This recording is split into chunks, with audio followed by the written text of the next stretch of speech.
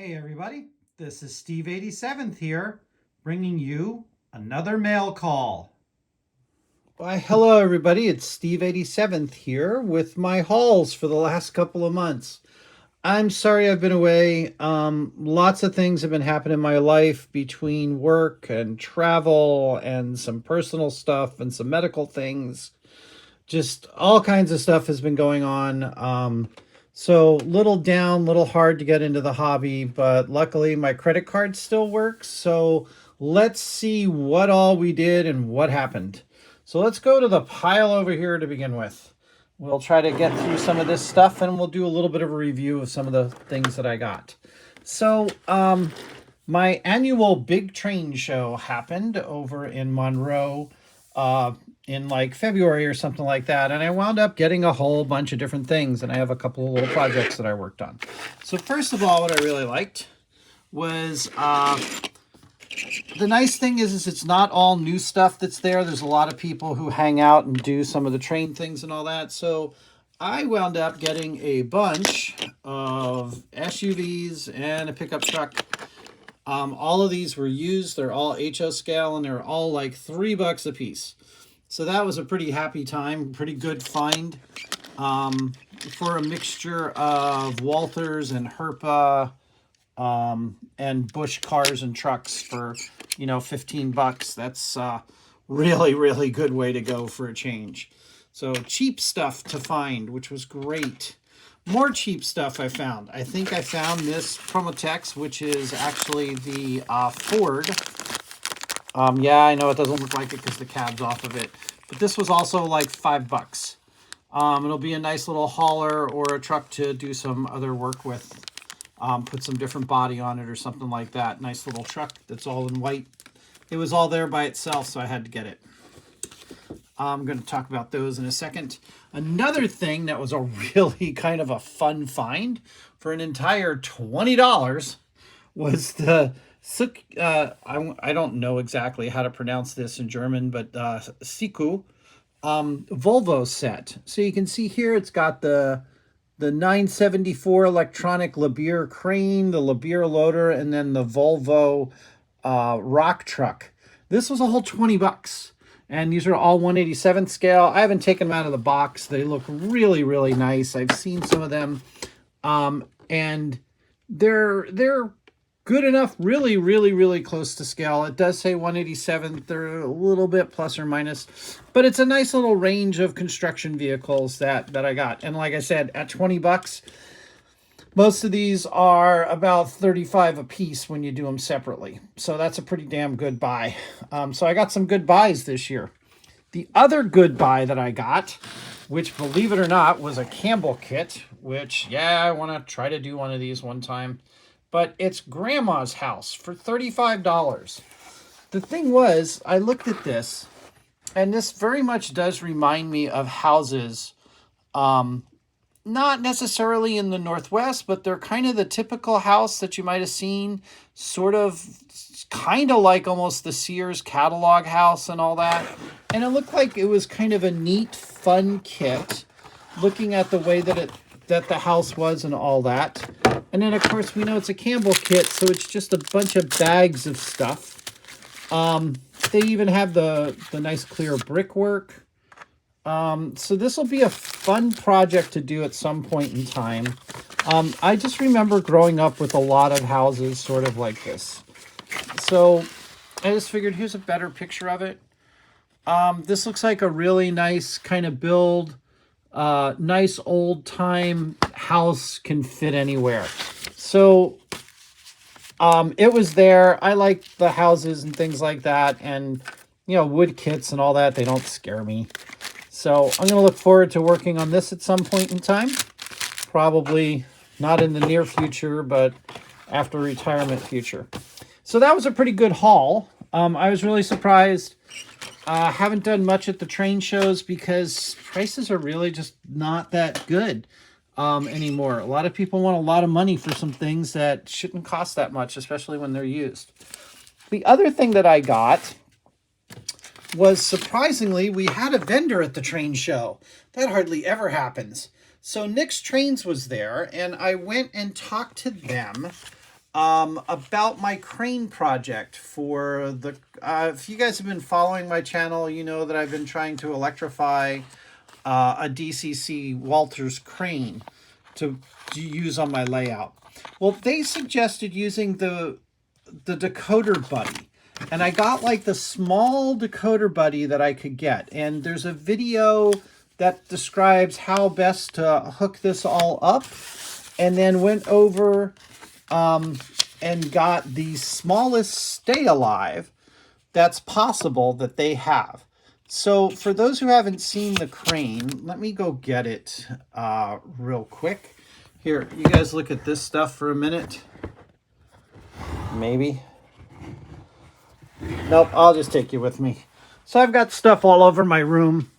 Take a little quick tour. The layout hasn't really changed much at all. I haven't really gotten a chance to do anything with it. Those are my paint projects that I'm waiting for weather to break so I can actually get some paint. Oh, I forgot. I got something else I did get in the mail. So where did the crane go? All right. So, you know, it's one of those things, I had a project box for it, and now I'm not seeing it. Okay. So anyway, I'll have to find the crane and show you guys, but I'm trying to put the DCC motor in it. Oh, wait, here it is down here.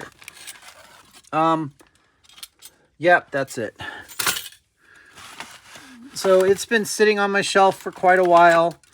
This is an actual, I got a bunch of other electronic stuff that I got to get put away too, it looks like.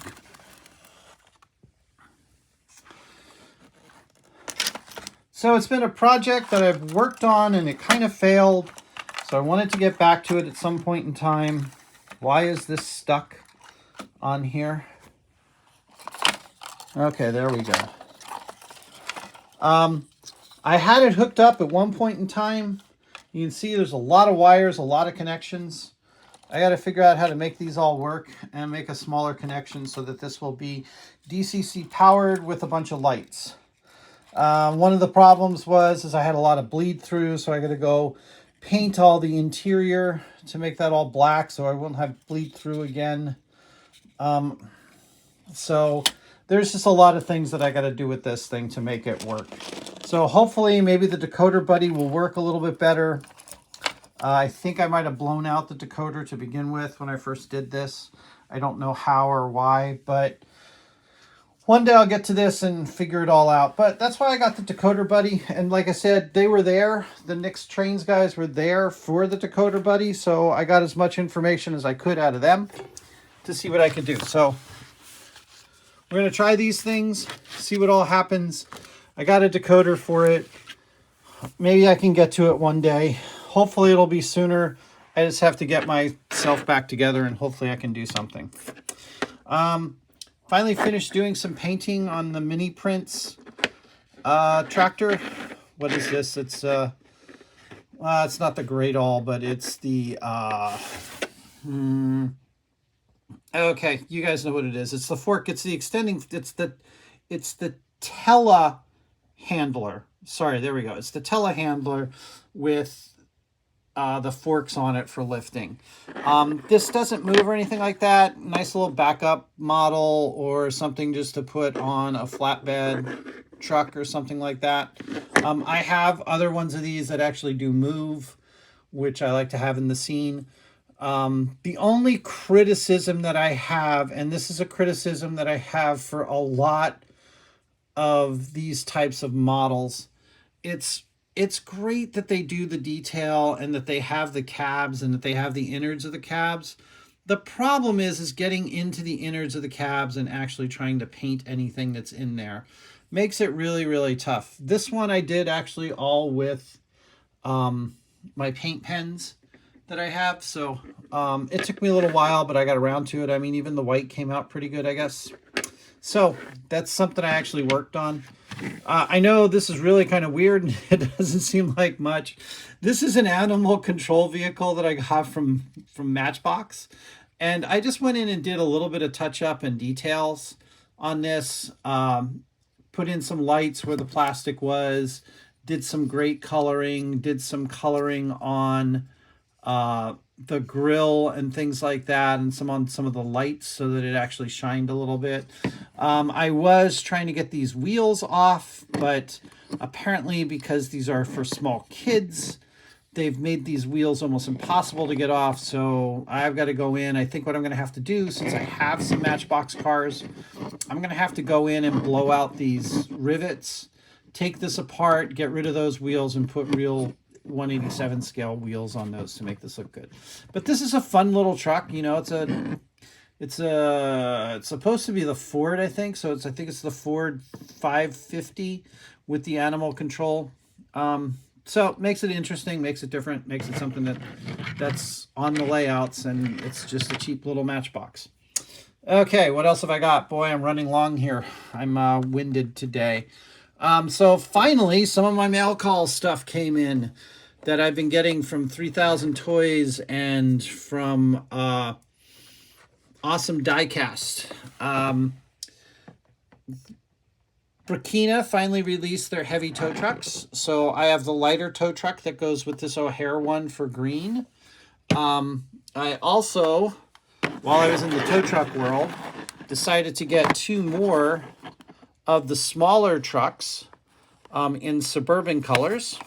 It's Suburban. So these are the Chevy C30 bodies on these trucks. And then these are the 1973 Peterbilts, I believe. Yep, the Peterbilt 359s. So I decided that I wanted to have Suburban towing. So I got the full set of 2 little tow trucks and the big tow truck. The only thing that I'm finding I don't like about these Herpas, the details are fantastic. They've even got the cabling on them and stuff. But they don't do anything. There's no lifting, there's no movement, there's no twisting of these things. They do roll, but pretty much everything else, these are all just static models that just hang out. Okay. So what else did I get? I got a few other things. This truck I really like. It's just the coloration and all that. This is also another Peterbilt 359. I have a U.S. mail trailer that this will fit on greatly. But, I mean, just look at the coloring of the truck and the details that they put on it. Very sharp-looking truck for the U.S. Post Office. Also, the same with the Sunoco. I got the Sunoco tanker. It's also got the 359. Again, just the detail, the coloration, how they put this thing together. Really a sharp-looking truck. Even the colors with the Sunoco colors and all that, this was always kind of sort of a favorite, and when you look at this is just such a stunning truck. To complete my 359s, just because it's local and they got the coloration right and stuff like that, I had to get a Safeway van. Safeway is a bigger store out here, especially now after the merger. But even so, it's the older truck. I think it'll fit in nicely in the modern world, so that's fine. So those are my trucks that I got. Now comes one of the disappointing things. So, sorry, hit a button. Phone died. So one of the disappointing things about these, this is a very nice truck. Okay, the Burkina dump truck. Again, it's a 359, and of course I just dumped out the mirrors on it. So it's a 359, done really nicely. The only thing I don't understand this flap here. You don't see those with the trucks. It's really interesting that they put the gold on this for the truck.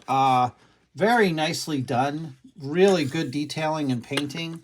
However, this is my problem. That doesn't open. This doesn't raise. The only thing that this does is it drives. So I know that sounds kind of petty and all that. This is a really nicely detailed truck. I mean, they even put the reflectors on the sides. You don't see that. And again, the same with most of these Burkina trucks. They are so very highly detailed out of the box. But they just don't have moving parts.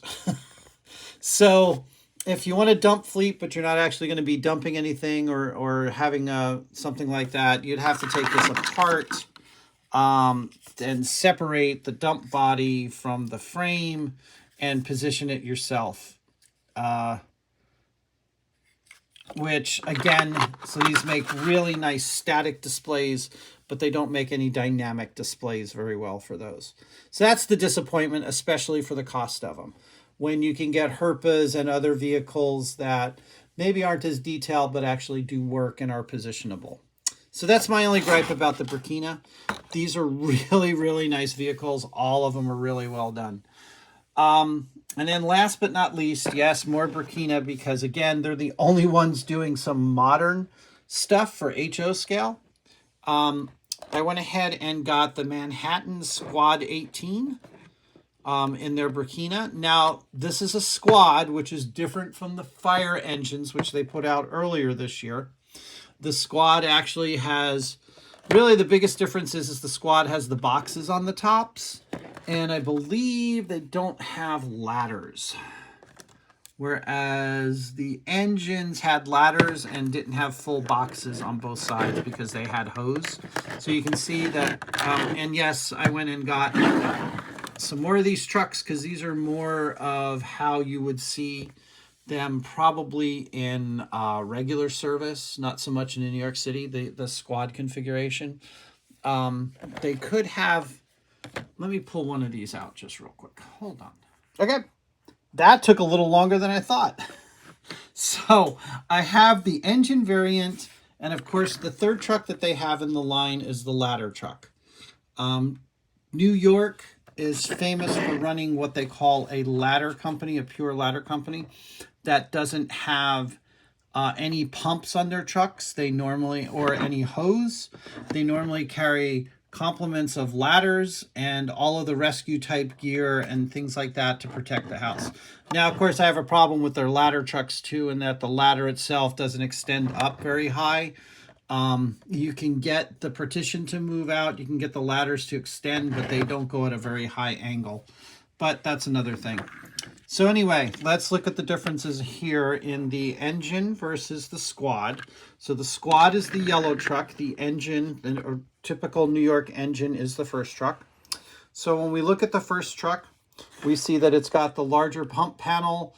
The cabs are pretty much the same, and the top is going to be the same. So if you look at the cab, okay, the top and the pump panel, there's a little bit of the difference on the pump panel. This has got a smaller pump panel to it.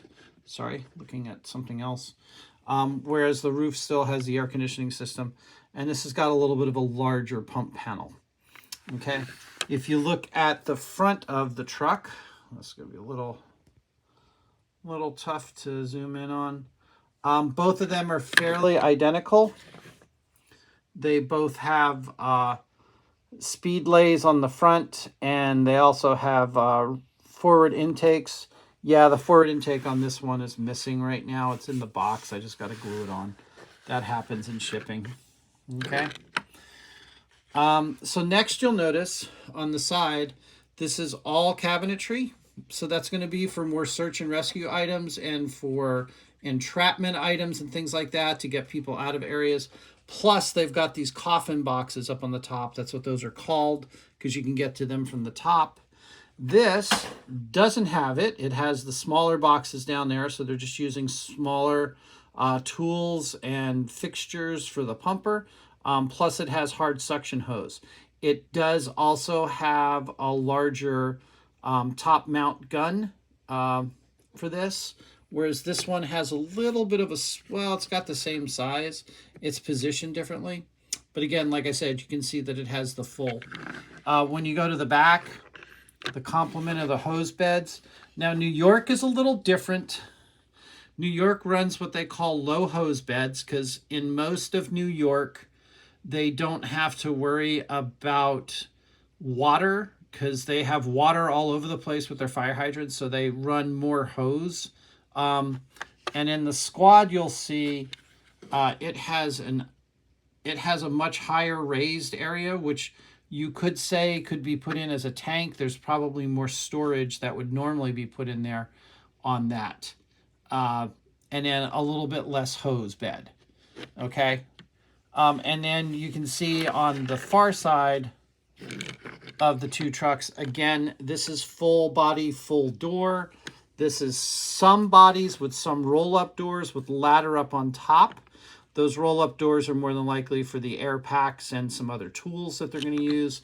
Again, this is more for helping out and attacking car accidents and things like that, or hazardous waste type facilities. This has got more lights on it, it seems like. A little bit more the way that they have it done. This doesn't. This has less lights on it, less lights on the top so that you can climb up to the back. One of the details that's missing on this is how to get up to those coffin boxes. They normally have little steps that you can get up into to get into those boxes. So those are kind of the bigger differences of these trucks. You can see that that's got more panels on it than this one does. This looks like it has a cross-lay panel and doors in that area, this back area right behind the cab. So that's the difference between your Squad in Burkina and your engine in Burkina. And then, like I said, then you have your ladder truck, which is going to carry your complement of ladders, your saws, your hooks, and all of that kind of stuff. So I know this one went a little bit long. I had some stuff. I also did find one other thing that I have to go show you guys. So we're going to go back over to the layout because I had to let it dry a little bit. So one of the things on my layout of the future is that it goes to the Puget Sound Naval Base and Naval Facility. I guess, forget what they're calling it now. I think it's Kitsap Naval Base is the whole name of it now. So I was out on the internet, and I'll have to find out if I have the information and all that. But through Etsy, there's a guy who makes HO scale trains. This particular box car, which is it looks like, if you guys can see some of the details of the box car, you can see that there's lots of reinforcements and some weird doors. There's no sliding door off of the side. There's no front door. There's just that back door. But it also has some electrical hookups and some other items that go into it. So what this car actually is, this is a car to haul the Polaris missile sections. These are designed to carry the solid fuel rockets that go in ballistic missile submarines. And it just so happens that Kitsap Naval Base has Bangor Navy Submarine Base, which carries a large portion of those trains, or those submarines that carry the ballistic missiles. So this would be a nice addition. I actually got two of them. I got to paint them up. They came with the decals.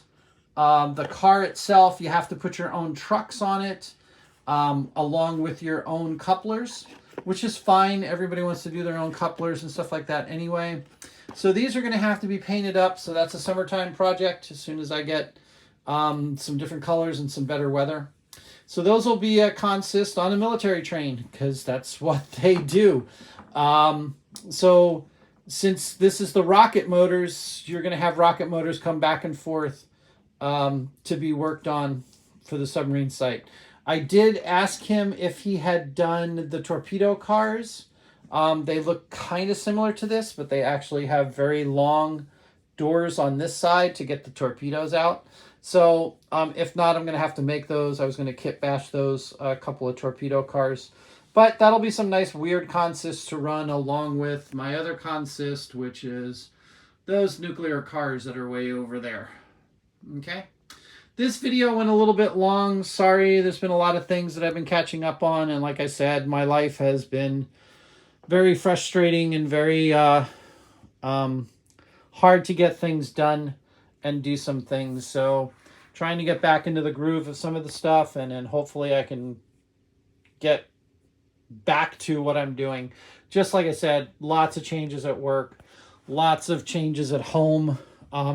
Nothing with the marital status. It's just got to do with some medical things and some issues my wife is dealing with that then become my issues that I have to deal with. So everybody, I don't know what else to say. Take it easy. Thanks for watching. And we'll try to get some more videos out when we can. This is Steve87 saying thanks for watching, and I hope to see you guys again soon, and we'll talk to you guys in the chats.